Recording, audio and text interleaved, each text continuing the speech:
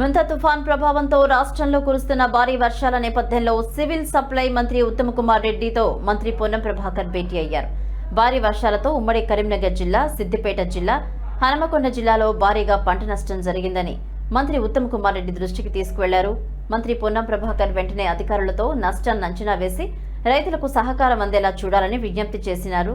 అలాగే మంత్రి పొన్నం ప్రభాకర్ రాష్ట్రంలో కురుస్తున్న భారీ వర్షాలతో పాటు జిల్లాలో భారీగా పంట నష్టం జరిగిందని, కొనుగోలు కేంద్రాల్లో ధాన్యం తడిసిందని ముఖ్యమంత్రి దృష్టికి తీసుకువెళ్లి రైతులకు న్యాయం జరిగేలా చూస్తామని తెలిపారు.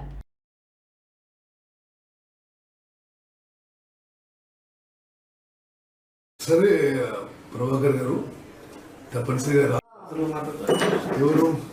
సార్ ఇప్పుడు మా దగ్గర ఉమ్మడి జిల్లాలో చాలా జిల్లాలో వర్షం విపరీతంగా పడ్డది.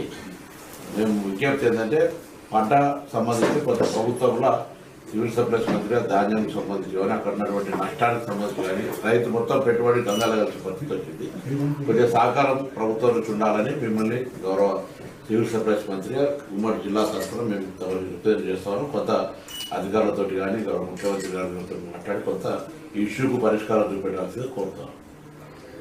సరే ప్రభాకర్ గారు తప్పనిసరిగా రాష్ట్ర వ్యాప్తంగా చాలా జిల్లాల్లో ఈ పంట నష్టం, అదేవిధంగా కొనుగోలు కేంద్రాలకి వచ్చిన ధాన్యం తడిచిపోయిన విషయంలో మాకు రిపోర్ట్స్ వస్తున్నాయి.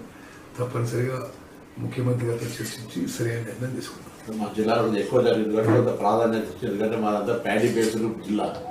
సో మీరు అన్నట్టు సెంటర్స్కి రావడం, తర్వాత పంట పొలాల్లో పోయక ముందే